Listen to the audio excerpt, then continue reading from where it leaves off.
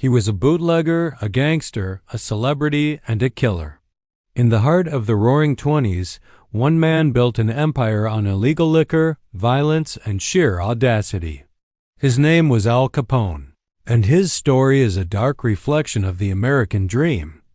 How did a boy from Brooklyn become the undisputed king of Chicago's underworld, a figure so powerful that he was both feared and admired by millions?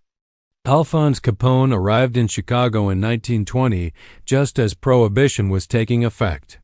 The nationwide ban on alcohol wasn't a problem for Capone. It was the opportunity of a lifetime. He started as a bouncer for his mentor, Johnny Torrio, but his ambition couldn't be contained. When Torrio retired after an assassination attempt, Capone, at just 26 years old, took over the Chicago outfit.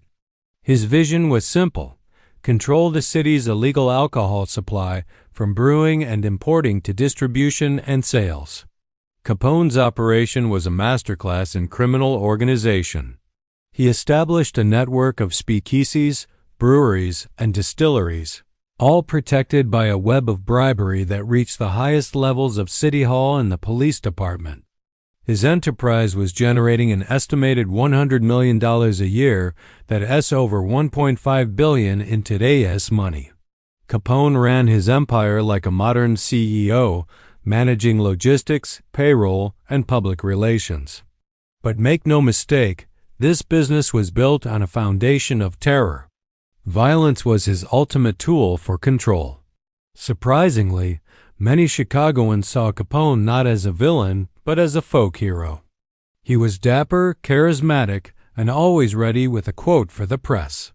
He famously opened soup kitchens during the Great Depression, feeding thousands of unemployed workers. This carefully crafted public image made him seem like a modern-day Robin Hood, providing a service the people wanted and giving back to the community. He was Scarface to his enemies, but to his supporters he was just the big fellow, a man of the people fighting a foolish law. But Capone's world was far from peaceful. His rise to power was marked by brutal gang wars. The most infamous was his conflict with the North Side Gang, led by Bugs Moran. This rivalry culminated in one of the most shocking acts of violence in American history, the St. Valentine's Day Massacre.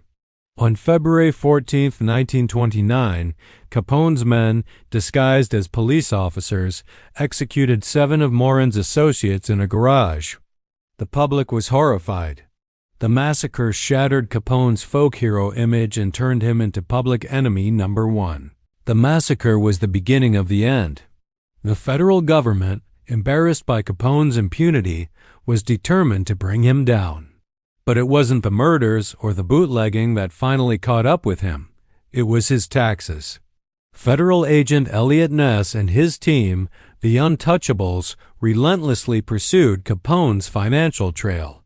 In 1931, Al Capone was convicted of tax evasion and sentenced to 11 years in federal prison.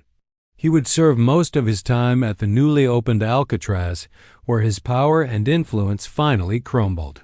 He was released early due to failing health and died in 1947, a shadow of his former self. Al Capone's reign lasted only a decade, but his legacy is etched into the fabric of American history. He exposed the deep corruption of his era and became a symbol of the glamour and violence of the gangster age. His story serves as a chilling reminder that empires built on crime, no matter how grand, are ultimately destined to fall. Thanks for watching, and if you enjoyed this glimpse into history, don't forget to like and subscribe for more.